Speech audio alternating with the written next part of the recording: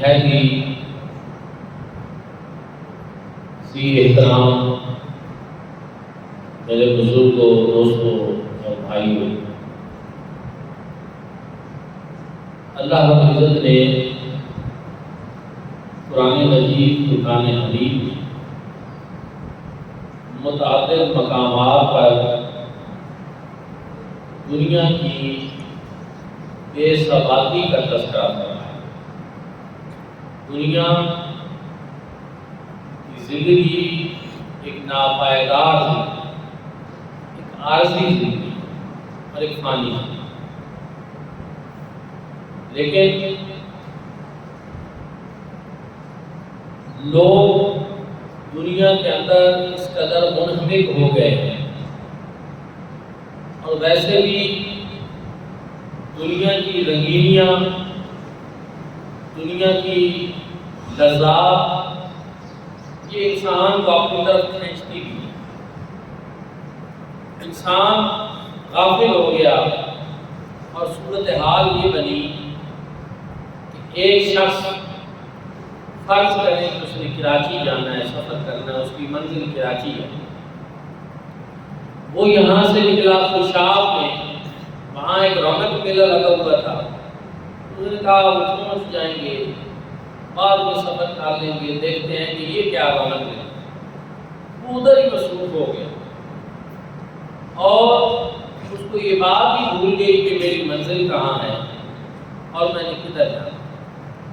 پھر وہاں سے نکلا اور آگے جھنگ میں گزرتے ہوئے پھر ایسی صورتحال بنی، الغرض منزل کو وہ بھلاتا چلا گیا اور راستے کے جو حسین مناظر تھے اور جو نظارے تھے اس نے اپنے آپ کو ان میں مشغول کیا۔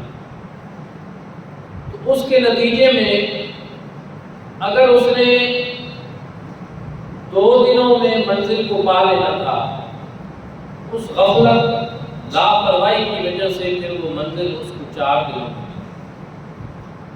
اور بعض تو ایسے ہیں کہ جو راستے کے انہی نظاروں میں اس طرح کھوتے ہیں کہ منزل تک پہنچ بھی نہیں، ان کو منزل نصیب بھی نہیں۔ جس طرح اس مسافر کی مثال ہے ہماری زندگی کی اس دنیا میں، اسی طرح کی مثال، یہ ہمارے ارد گرد جو کچھ ہے یہ ہماری منزل نہیں ہے، یہ ہمارا مقصود نہیں ہے۔ اگر ہم 10 کوٹھیاں بھی بنا لیں اور سینکڑوں مربع اکٹھے کر لیں تو کوئی اس بات کی کسی کے پاس گارنٹی ہے کہ وہ ہمیشہ ان میں رہے گا اور اس کو نے چھوڑ کر نہیں جانا؟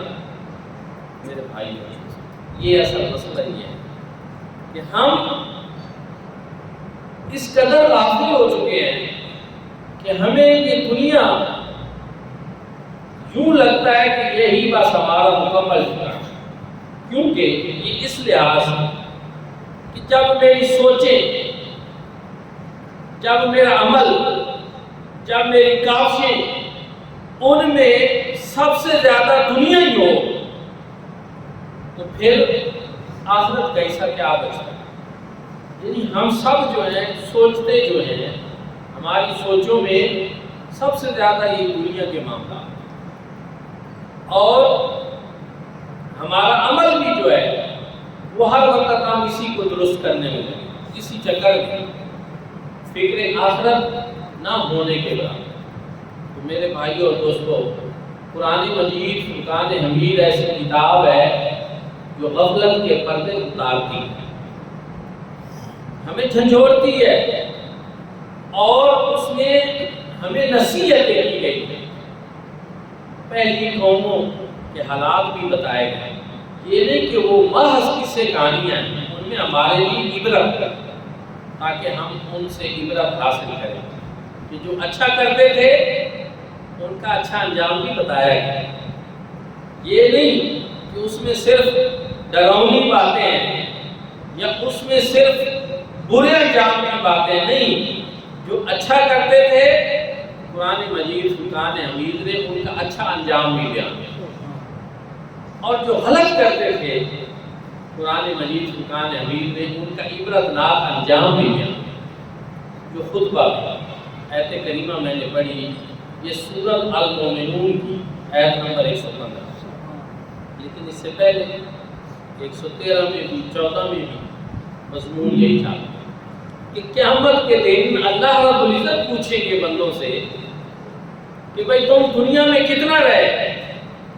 اس وقت لوگ کہیں گے کہ ہم تو ایک دن وہاں پہ رہے یا ایک دن کا کچھ حصہ اتنی مقدار۔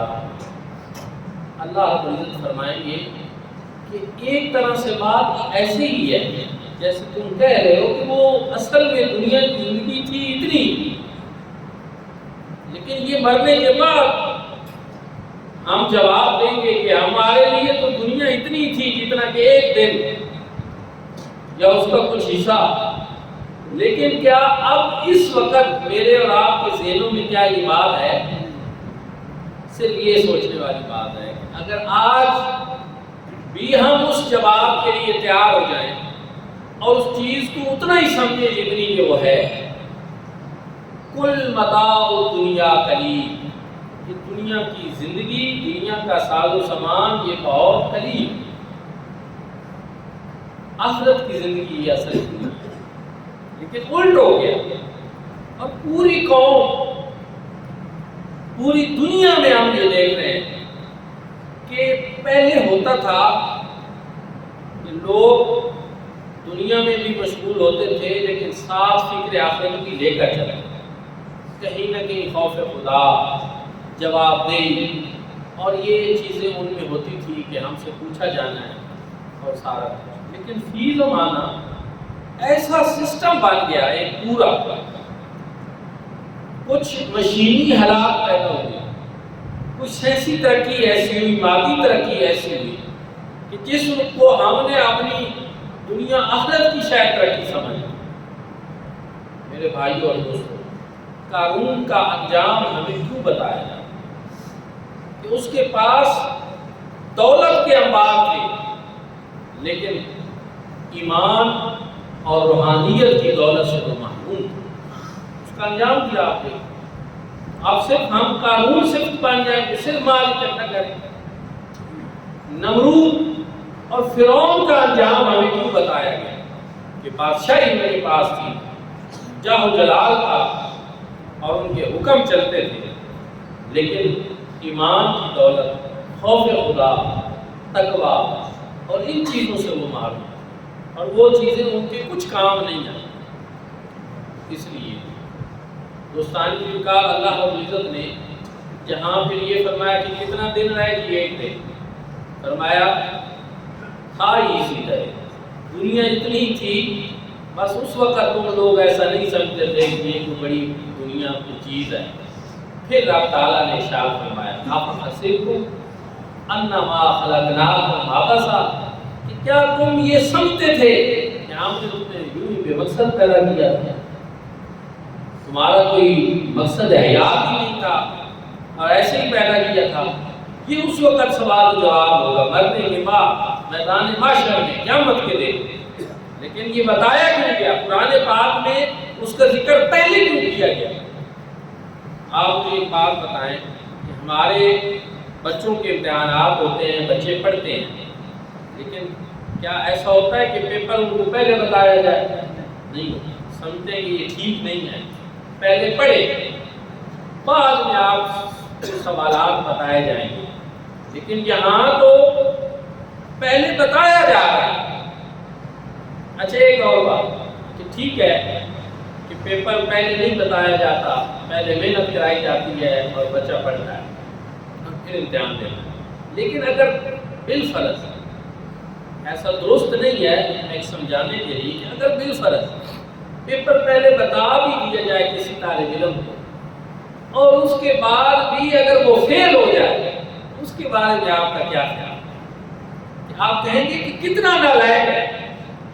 کہ نالائقی کی بھی حد ہے کہ پیپر پہلے پتہ چل گیا تھا اور اس کے باوجود وہ اس کو تیار نہیں کر سکا اور کامیاب نہیں ہو سکا۔ دوستوں اور بھائیوں، یہ جس ہم چیز کی بات کر رہے ہیں، یہ مرنے کے بعد ہم سے جو سوال و جواب ہونے ہیں، وہ پیپر اللہ رب العزت نے ہمیں پہلے بیان فرما دیا۔ اور وہ ایسی باتیں یہ نہیں ہے کہ محض یہ کوئی ایسے اللہ پاک نے فرما دیا اور عملاً ایسا ہونا نہیں، ایسے ہی ہونا۔ اللہ پاک کے فیصلے ہیں، ابدی صداقتیں ہیں، کوئی چیز تھوڑی سی بھی اس میں رد و بدل نہیں ہوتی۔ پہلے بتایا کہ ہم پوچھیں گے، سوال کریں گے، افحسبتم انما خلقناکم عبثا، کہ کیا تم اس وقت یہ گمان کرتے تھے کہ ہم نے تمہیں یوں عبث پیدا کیا تھا؟ ثم افحسبتم انما خلقناکم عبثا وانکم الینا لا ترجعون، اور کیا تم یہ سمجھتے تھے کہ ہم نے لوٹ کر اللہ کی طرف نہیں جانا؟ یہ ان لوگوں کے لیے ہے جو فکر آخرت سے دور ہے۔ پوچھے گا اللہ اس وقت کیا تم یہی سمجھتے تھے؟ پھر آپ مجھے بتائیں کہ کون جواب دے سکے؟ کیا صورت حال ہے جب اللہ رب العزت پورے جہ و جلال کے ساتھ اپنے بندوں سے پرستش کرے گا؟ کس میں ہمت ہے، کس میں طاقت ہے کہ وہ وہاں پہ کوئی آگے جواب دے سکے؟ تو دوستوں اور بھائیوں، صرف یہی کہ اگر آج جو اللہ رب العزت کے بتائے ہوئے فرامین کے مطابق زندگی گزار کر جائے گا تو اس کے لیے پھر یہ سارے معاملات آسان ہیں۔ اور اگر پوچھا جائے یہود و نصارہ وہ مرنے کے بعد دوبارہ زندہ ہونے پہ یقین تو رکھتے، یعنی ان کے عقیدے میں یہ بات ہے، لیکن ایک فرق ہے، اور اس فرق میں یہ ہے کہ وہ کہتے ہیں ہم اللہ کے لاڈلے ہیں، مرنے کے بعد زندہ ہم نے ہونا ہے، لیکن ہم سے کوئی بات کوئی نہیں ہونی، جو کچھ ہم دنیا میں کر رہے ہیں وہاں اس کا ہم سے نہیں پوچھا جاتا۔ مومن مسلمان اور ان کے عقیدہ آخرت میں فرق یہی ہے کہ اللہ پاک نے قرآن پاک میں مومنوں کے عقیدہ آخرت کے اوپر یعنی ٹک کا نشان لگایا کہ ان کا عقیدہ درست ہے، کہ یہ جو عقیدہ ہونا چاہیے اس طرح کا عقیدہ مومنوں کا ہے، اہل ایمان کا ہے، کہ یہ صرف اس بات پہ یقین نہیں رکھتے کہ ہمیں مرنے کے بعد صرف زندہ کیا جانا ہے، بلکہ اس بات پہ بھی یقین رکھتے ہیں کہ اس زندگی کے بعد ہم سے بعض پوچھا بھی جاتا ہے۔ یہ ایک فرق ہے یہود و نصارہ اور ہمارے عقیدہ آخرت۔ وہ کہتے ہیں مرنے کے بعد زندہ ہم نے ہونا ہے، لیکن ہم سے پوچھا کوئی نہیں جانتا، ہم اللہ کے بڑے لاڈلے ہیں۔ لیکن قرآن پاک میں سورۃ البقرہ کی تفاسیر آپ اٹھا کر دیکھیں کہ وَبِالْآخِرَةِ هُمْ يُوقِنُونَ، فرمایا متقیوں کی یہ شان ہے، مومنین کی یہ شان ہے کہ وہ آخرت کے اوپر یقین رکھتے ہیں۔ پہلے حالانکہ جو آیات ہے نا ان میں کیا ہے، ان میں یؤمنون کی بات ہے، الذین یؤمنون بالغیب ویقیمون الصلاۃ ومما رزقناہم ينفقون والذین یؤمنون بما انزل الیک وما انزل من قبلک وبالآخرۃ هم یوقنون۔ ایمان سے اگلا درجہ ایقان بتایا جا رہا ہے کہ مومن وہ ہیں جو پختہ یقین رکھتے ہیں، اس بات میں کوئی شک نہیں رکھتے کہ ہم آخرت میں ہم سے باز پوچھ نہیں ہونی۔ اور مفسرین نے کہا کہ اللہ پاک نے یہ مومنوں کی شان کیوں بیان کی کہ عقیدہ آخرت پہ اتنا یقین رکھتے ہیں یوقنون کے ساتھ؟ انہوں نے کہا اس وجہ سے کہ یہود و نصارہ کا بھی عقیدہ آخرت ہے، مسلمانوں کا بھی ہے، لیکن اس میں سے جو درست عقیدہ ہے وہ مسلمانوں کا ہے، یہودی و نصارہ کا نہیں ہے۔ ان کو غلط فہمی لگی ہوئی، ان کو ایک بھول ہے کہ ہم بڑے اللہ کے لاڈلے ہیں، ہم سے کوئی پوچھا نہیں جانا، حالانکہ ایسا نہیں ہے۔ اللہ رب العزت نے جب وہاں پکڑ کرنی ہے تو ان کو پھر سمجھ آنی ہے کہ ہمارے ساتھ کیا ہو۔ اس لیے دوستو اور بھائیو، جب یہ بات ہے اور جب اللہ پاک یہ پسند کرتے ہیں کہ مومن اس طرح کے مومن ہوں جو یہ یقین رکھیں کہ آخرت بھی ہے اور اس میں ہم سے بعض دوستی ہونی ہے، اللہ پاک یہ چاہتے ہیں کہ مومنوں کی شان یہ ہے، مومن ایسے ہونے چاہیے۔ تو پھر آج آپ دیکھیں کہ کہیں ایسا تو نہیں کہ اللہ معاف کرے کہ ہم بھی نادانستہ طور پر آہستہ آہستہ فکر آخرت سے کہیں دور تو نہیں ہو رہے۔ قرآن و سنت کا تصور یہ والا ہے کہ پوچھا جائے، بعض دوست ہونی ہے۔ حدیث مبارکہ بھی ہے جوانی دی کدھر خرچ کی، مال دیا کدھر خرچ کیا. ویسے سیاسی باتیں ہم کرتے تو نہیں، مزاج بھی سیاست کا ہر چیز ہر مقصد کے لیے نہیں بنی نا. ہم سمجھتے ہیں کہ ہم سیاست کے لیے نہیں بنے، دین کی خدمت کے لیے بنے. لیکن ایک بات لطیفے کے طور پر آ گئی ہے کہ اب تو قرآن و سنت کی ان باتوں کی تشریح بھی کچھ لوگ ایسے کرتے ہیں جیسے وہ پی ٹی آئی کے ایک سابق وزیر علی محمد خان صاحب پچھلے دنوں کا رہے تھے جیل امجد سے. اللہ پوچھے گا کہ مان ربوں کا، ماں دینوں کا، اور جوانی کی طرح اور مال کی طرح، تو ساری باتوں کا جواب دے رہا تھا کہ ہم جواب دیں گے کہ پی ٹی آئی، ہم نے جوانی پی ٹی آئی میں خرچ کی، مال پی ٹی آئی میں خرچ کی، جو بھی ہو. اب آپ یہ دیکھیے، یہ ایک دین کا یا قرآن و سنت کی باتوں کا مذاق اڑانے والی بات. یہ اتنی ایسی باتیں نہیں ہیں کہ وہاں اس وقت آپ کو پی ٹی آئی یاد رہے گی یا نون لیگ رہے گی یا کوئی بھی. آج کسی سیاستدان کے نام کا نعرہ لگانا، وابستگی ظاہر کرنا آسان ہے، لیکن میدان محشر میں وہاں تو ایک ہی ہستی ہے جہاں جناب آدم علیہ السلام نے اذهبوا الی غیری کہنا، جناب نوح نے اذهبوا الی غیری کہنا، جناب حضرت موسیٰ عیسیٰ جناب ابراہیم نے اذهبوا الی غیری کہنا. وہاں ایک ہی ہستی ہے جس نے فرمایا آنا لہا آنا لہا آنا لہا. ہاں میں ہوں نا تمہارے، میں ہوں نا تمہارے. آج میں شفاعت کا جھنڈا اس وقت ایک ہی ہستی کے ہاتھ میں اور ہمارے حضور نبی کریم صلی اللہ علیہ وسلم. اس لیے اپنی وابستگی کا اظہار کبھی بھی زندگی میں اس جذبات اور شدت سے کرنا بھی چاہو تو پھر مدینے کے تاجدار کے ساتھ، تاکہ کل کام تو آ جائے. شفاعت تو میرے آقا نے فرمانی ہے، وہاں سب نے پھنس جانا ہے. چھٹکارا صرف حضور علیہ السلام کی وجہ سے، شفاعت میرے کریم آقا نے فرمانی.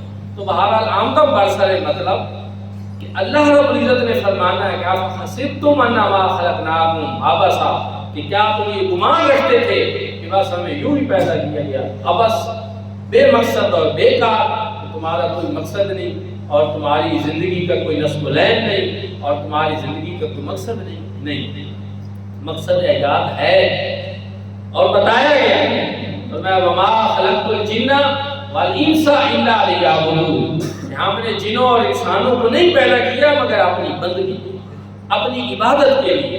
اور یہاں میں پھر ایک وضاحت اور کرنا چاہتا ہوں کہ عبادت کے معنی، میں اس پہ بڑا زور دیتا ہوں کہ عبادت کے معنی جو ہیں وہ ہمارے پاس دوستوں نے چند عبادات تک محدود کر دی کہ ایک بندہ مسجد میں آ کر نماز پڑھ لے، ماہ رمضان میں روزے رکھ لے، وہ سمجھتا ہے کہ میں عبادت گزار ہوں. لیکن اگر وہی بندہ نماز پڑھنے کے بعد باہر جا کر ناپ تول میں کمی کرتا ہے تو وہ اپنے آپ کو خائن نہیں سمجھتا. وہ یہ نہیں سمجھتا کہ میں خیانت کار ہوں. اس چیز کے لیے کہ عبادات کا جو چیپٹر قرآن و سنت میں ہے، اگر آپ اس کو دیکھیں تو 30% آیات اور احادیث جو ہیں اور ہماری جو چیزیں ہیں 30% عبادات سے متعلق ہیں، نماز، روزہ، حج، زکات، اور 70% چیزیں معاملات اور اخلاقیات سے. ہوتا کیا ہے؟ محراب و منبر سے بھی ہر وقت صرف عبادات کی بات کی جاتی ہے، حالانکہ ارکان اسلام ضروری ہیں، نماز فرض ہے. ایک مومن جو ہے وہ ان چیزوں کے بغیر کیسے رہ سکتا ہے؟ ایمان کی یہ بنیادیں ہیں. لیکن صرف یہ نہیں، ساتھ یہ بھی بتایا گیا کہ مومن سب کچھ ہو سکتا ہے لیکن مومن جھوٹا نہیں ہو سکتا. اس بات کو بہت کیا آپ نے، مومن خائن نہیں ہو سکتا. مومن کبھی دوسرے مومن کو نقصان پہنچانے والا نہیں ہو سکتا. المسلم من سالم المسلمون من لسانه ویدہ. تو 70% جو احکامات ہیں وہ معاملات کے ساتھ ہیں، دیگر چیزوں کے ساتھ ہیں، اور وہ ساری چیزیں نہ بیان کی جاتی ہیں، نہ سیکھی جاتی ہیں، نہ وہ ہمارے اگر ان چیزوں پہ ہم آ جائیں تو پھر ہماری زندگی جو ہے وہ خوبصورت زندگی. اچھا، میں اس کو کچھ اور چیزیں بھی بتانا چاہتا ہوں. یورپ میں کیا ہو رہا ہے؟ وہاں جو دین اور مذہب ہے اس سے اب یہودی عیسائی تیزی سے دور ہو رہے ہیں، یہودیت سے عیسائیت سے تیزی سے وہ لوگ دور ہو رہے ہیں۔ کیوں؟ اس کی بھی ایک وجہ ہے۔ اس کی وجہ یہ ہے کہ ان کے پاس یہودیت کی اور عیسائیت کی تعلیمات مکمل شکل میں ہیں ہی نہیں، تحریف شدہ ہیں۔ اور کوئی یہودی یا عیسائی یہ چاہے کہ میں اپنے مذہب کی تعلیمات پہ عمل کر کے اس دنیا میں بھی اور آخرت میں بھی ایک بہتر انسان بن سکتا ہوں، تو وہ نہیں بن سکتا، کیونکہ ان کی تعلیمات جامع نہیں ہیں، تحریف شدہ ہیں اور ان میں کمزوریاں ہیں۔ اور اس کی وجہ سے تیزی سے اب وہ لوگ دو ہی کام کر رہے ہیں، یا مذہب سے مکمل دور ہو رہے ہیں، لا دین سیکولر بن رہے ہیں، یا پھر یہ کہ وہ مسلمان ہو رہے ہیں۔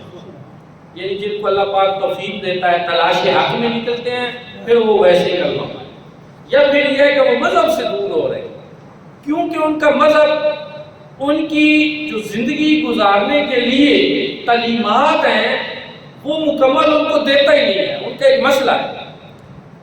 اب مجھے 4 ایسے چرچ معلوم ہیں جو اس سال امریکہ میں اور انگلینڈ میں انہوں نے فروخت کی۔ آپ یہ تصور کر سکتے ہیں کہ اللہ معاف کرے کہ کوئی مسلمان اپنے محلے کی مسجد بیچ دے، اور بیچے بھی کس لیے کہ جی آپ اس کو جو دل چاہیں یہاں پہ کوئی چیز بنا لیں، کوئی دکان سینٹر یا کوئی چرچ یا مندر یا کوئی چیز بنا لیں۔ سوچ سکتے ہیں ہم ایسا سوچ بھی نہیں سکتے، لیکن وہاں کیا ہو رہا ہے، وہ چرچ بیچ رہے ہیں۔